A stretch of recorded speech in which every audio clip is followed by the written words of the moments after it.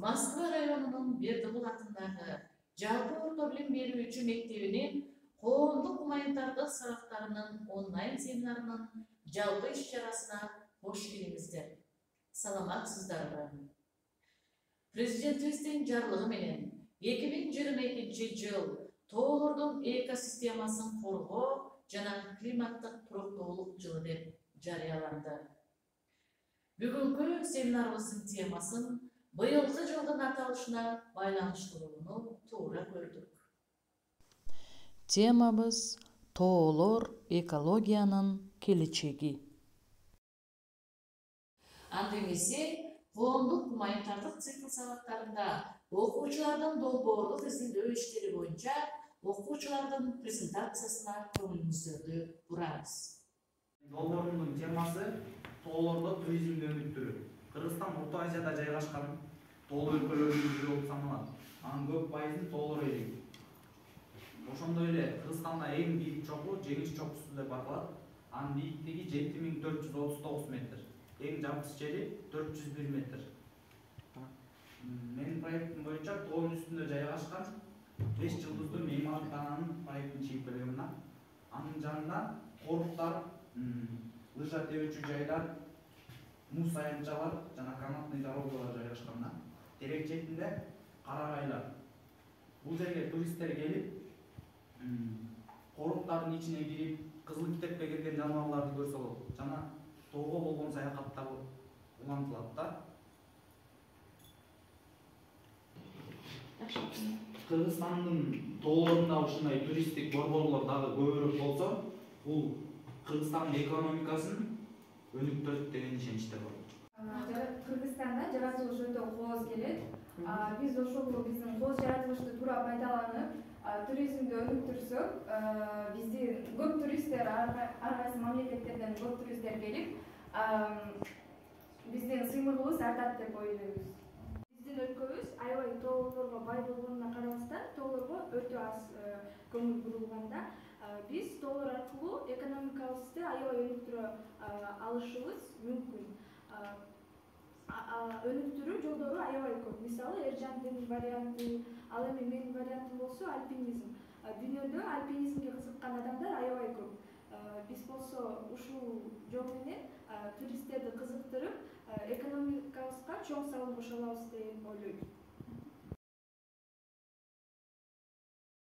Кыргызстан 90% тоолордон турат. Алар болсо орточо бийиктиги деңиз деңгээлинен 2750 метр аралыкта жайгашкан.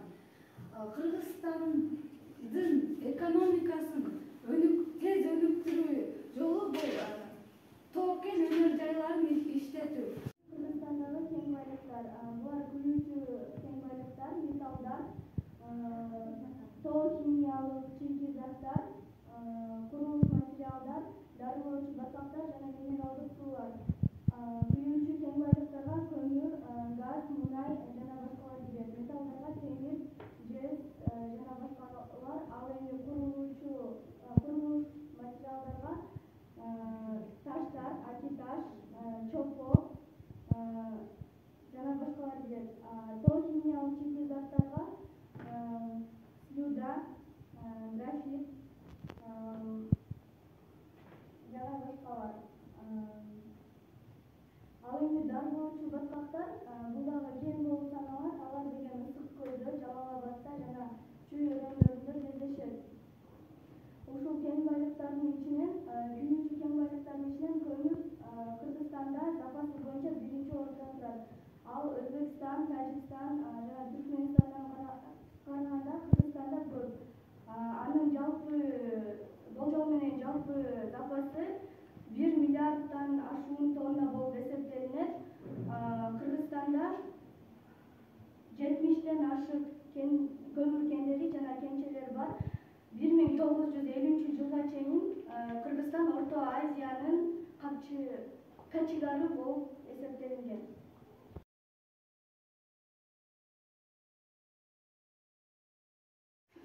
Биздин Кыргызстан кен байлыктарга, жаратылыштарга өтө эле абдан бай. Анан Кыргызстандагы кен байлыктарды туура колдонуш үчүн, жаратылышка зыяны келбегендей кылып колдонуш үчүн биздин жаш муундарга, окуучуларга окуусуна көбүрөөк көңүл буруш керек. Жана ошол Кыргызстанда адистер чыгып, жаратылыштагы кен байлыктарды колдонсо жакшы болот.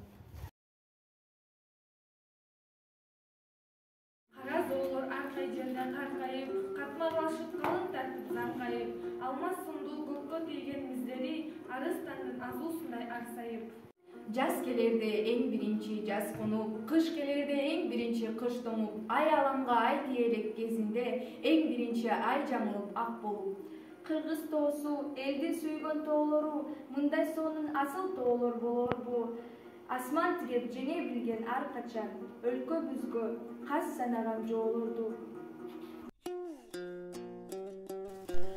Бүгүнкү иш чарабызды жыйынтыктап жатып, өсүп келе жаткан жаш муундарыбыздын келечеги кең болуп, тоолуу өлкөбүзгө ар тараптан өз салымдарын кошот деген үмүттөбүз.